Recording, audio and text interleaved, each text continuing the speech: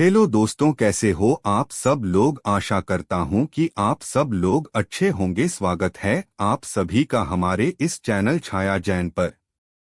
24 फरवरी माघ पूर्णिमा के दिन झाड़ू के नीचे चुपके से दबा दीजिए। ये एक छोटी सी चीज और माता लक्ष्मी की कृपा से आपके घर में होगी।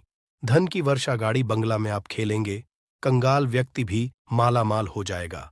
नमस्कार दोस्तों, स्वागत है आप सभी का आपके अपने ही चैनल गरुड़ धर्मार्थ पर, जहां बात होती है आपके निजी जीवन से जुड़ी हर समस्या के समाधान की। दोस्तों, माघ महीने में आने वाली पूर्णिमा को ही माघी पूर्णिमा या फिर माघ पूर्णिमा के नाम से जाना है। ये सभी पूर्णिमाओं में सबसे खास पूर्णिमा मानी जाती है। इस दिन किसी पवित्र नदी में, सरोवर में स्नान करने को बहुत ही ज्यादा महत्व और शुभ बताया गया है।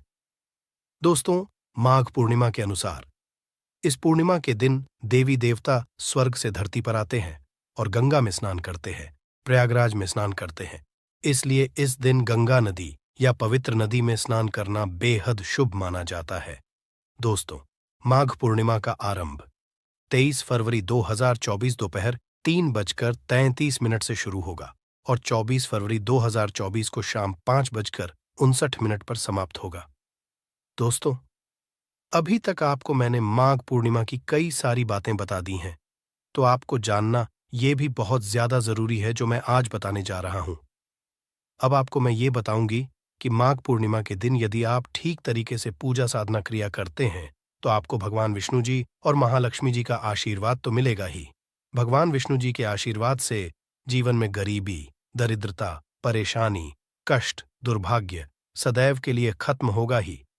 साथ ही माता लक्ष्मी जी के आशीर्वाद से आपके जीवन में धन की कभी कोई कमी नहीं होगी। धन के आगमन के कई सारे रास्ते खुल जाएंगे।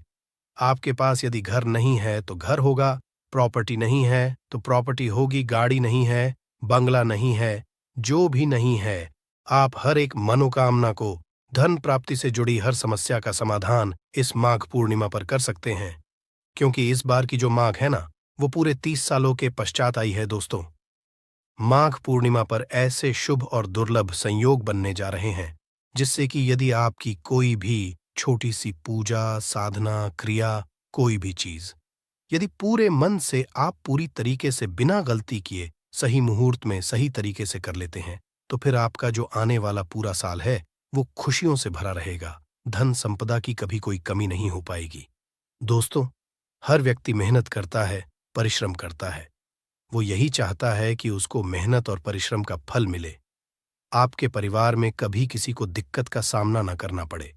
किंतु देखा गया है कि आजकल इतनी मेहनत के बावजूद आप कितनी भी मेहनत कर लें, कितना भी परिश्रम कर लें, आपको उसका फल नहीं मिल पाता है। इसलिए दोस्तों, ये बहुत जरूरी है आप लोग इस पूर्णिमा पर खास तरीके से पूजा पाठ उपाय जरूर कीजिएगा। आपको मैं बता दूं कि झाड़ू के नीचे, केवल झाड़ू के नीचे यदि आप ये 2-3 चीजें दबा देते हैं तो निश्चित रूप से भगवान विष्णु और दोनों की कृपा आपको मिल जाती है।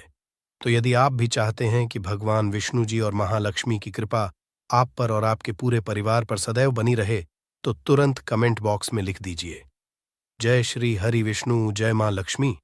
और यदि आपने अभी तक हमारे इस वीडियो को लाइक नहीं किया है तो लाइक करने के पश्चात चैनल को सब्सक्राइब और पास वाला बेल आइकॉन तुरंत प्रेस कर दीजिए। और आप ध्यान से सुनिए, हमारे धर्मशास्त्र और वास्तुशास्त्र में ये चीज लिखी है कि झाड़ू को यदि घर में सही दिशा में रखा जाए, वहीं झाड़ू सही दिशा में रखने की वजह से सोना उगलना शुरू कर देता है। ये हमारे घर में सुख, समृद्धि, धन, ऐश्वर्य की प्राप्ति करा सकता है।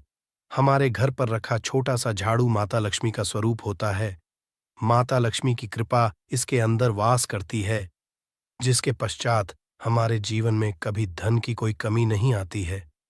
किंतु यदि कोई व्यक्ति झाड़ू को गलत दिशा में रखता है और यदि घर पर नकारात्मक शक्तियों को न्योता देना चाहता है, तो ये उसकी स्वयं की गलती होती। कहने का तात्पर्य मेरा ये है, झाड़ू का सीधा सीधा संबंध माता लक्ष्मी के साथ होता है।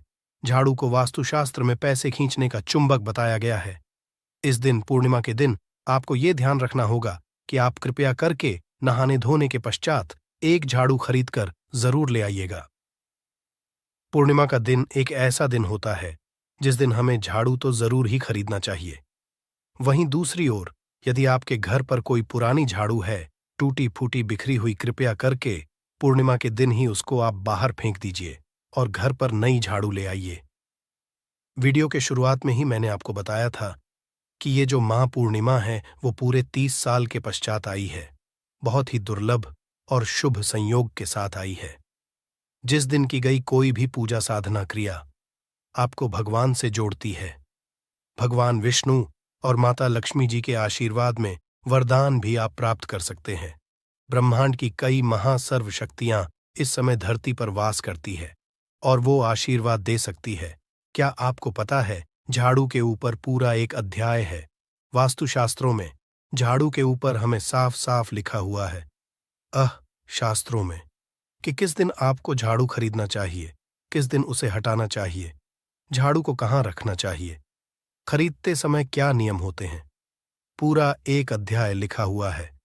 यदि आप झाड़ू का उपाय करते हैं तो निश्चित रूप से आपको हर तरीके से जो परेशानियां आ रही हैं वो ठीक हो जाती है, क्योंकि जो झाड़ू है वो मां लक्ष्मी सबसे प्रिय वस्तु होती है। क्योंकि माता लक्ष्मी जी की कृपा एक ऐसी कृपा होती है जो किसी भी व्यक्ति को यदि वो मिल गई तो कंगाल भी माला माल हो सकता है। दोस्तों, आप इस बात पर ध्यान दीजिएगा, गौर कीजिएगा। ये जो पूर्णिमा का दिन है वो आपको कुछ ऐसी गलतियां करने से बिल्कुल ही बचना है। कुछ ऐसी चीज है जिनको करके आप भगवान विष्णु और मां लक्ष्मी को प्रसन्न कर सकते हैं। अब मैं आपको बताती हूं कि माघ पूर्णिमा के दिन आपको क्या करना है। किंतु उससे पहले, यदि आपने वीडियो को लाइक नहीं किया है तो लाइक करके चैनल को सब्सक्राइब कर दीजिए। देखिए, माघ पूर्णिमा के दिन मतलब 24 फरवरी को आपको सुबह उठना है। आप किसी पवित्र नदी में नहाने के लिए जा सकते हैं तो बहुत अच्छी बात है। आसपास में कहीं कोई पवित्र नदी है तो वहां नहा लीजिए। और यदि नहाने के लिए कोई भी ऐसा अपवित्र जल या फिर नदी नहीं है तो कोई दिक्कत नहीं है। आप घर पर ही जो बाल्टी है, नहाने की बाल्टी, बाल्टी भरने के पश्चात उसमें 2-4 बूंद गंगा जल डालकर ओम गंगाय नमः बोलते हुए आप उसी जल से स्नान कर लीजिए। नहाने धोने के पश्चात घर के मंदिर में आपको आ जाना है। मतलब आपके घर में जो पूजा पाठ का जो स्थान है वहां पर आपको खड़े होकर हाथ जोड़ना है और ओम नमो भगवते वासुदेवाय नमः इस मंत्र का 1001 बार आपको जाप करना है। मन ही मन में आपको ये बोलते जाना है। यदि आपने 1001 बार ये मंत्र बोल दिया, निश्चित रूप से भगवान विष्णु की कृपा, आशीर्वाद आपको मिल जाएगा। क्योंकि ये पूर्णिमा का दिन है जिस दिन भगवान विष्णु और माता लक्ष्मी प्रसन्न हो जाते हैं। मंत्र बोलने के पश्चात आपको अपने घर की छत पर चले जाना है। एक तांबे के लोटे में आपको जल भरना है और उसमें हल्दी जरूर डाल दीजिएगा। हल्दी डाल करके सूर्य भगवान को आपको जल अर्पित करना है, अर्घ्य देना है। जल अर्पित यदि आप सूर्य भगवान को करते हैं तो पूर्व दिशा में ही कीजिएगा। AUM सूर्य का जाप करते हुए आपको एक लोटा जो जल है हल्दी वाला, बस इससे आपको सूर्य भगवान को अर्घ्य दे देना है। इससे क्या होगा, विष्णु और सूर्यदेव दोनों का आशीर्वाद आपको अब प्राप्त हो चुका है। सुबह के समय केवल इतना ही उपाय आपको करना है। इसके पश्चात अब बात आती है शाम की। शाम के वक्त आपको क्या क्या करना है, ध्यान से सुन लीजिए। शाम को 4 बजे से पहले आपको घर की पूरी तरीके से झाड़ू लगा लेनी है। झाड़ू लगाने के पश्चात आपको झाड़ू को उत्तर पश्चिम दिशा में रख देना है। ध्यान दीजिएगा मेरे बातों पर, गौर से सुनिएगा। घर में झाड़ू रखने की जो दिशा निश्चित की गई है वास्तुशास्त्र में, वो उत्तर पश्चिम दिशा। सदैव ध्यान रखिए कि झाड़ू को उत्तर पश्चिम दिशा में ऐसी जगह पर रखिए कि घर से बाहरी जो व्यक्ति है उनका ध्यान हमारे घर के झाड़ू पर ना जा पाए। तो पूरे घर में झाड़ू लगाने के पश्चात आपको उसे उत्तर पूर्व दिशा में बाहरी लोगों की नजर से दूर कहीं घर के अंदर ही रख देना है। अब आपको क्या करना है, नहाने धोने की कोई जरूरत नहीं है शाम के समय में, क्योंकि आप सुबह नहा चुके हैं। आपको घर की पूजा के जो मंदिर है वहां पर आ जाना है। माता लक्ष्मी जी का फोटो मूर्ति जो रखा हुआ है वहां पर आना है। अब आपको एक घी का दीपक वहां पर जला देना है। घर के मुख्य द्वार पर भी एक घी का दीपक जरूर जलाइएगा ताकि माता लक्ष्मी आपके द्वार पर जरूर आएं। इसके पश्चात आपको घर के पूजा घर में ही वहीं पर बैठ जाना है। मूर्ति के सामने और बैठने के पश्चात मां लक्ष्मी के बीज मंत्र को बोलना है। बीज मंत्र ध्यान से सुनिए। ओम श्री श्री। ठीक है, एक बार फिर से बोलती हूं। ओम श्री इस मंत्र का 500।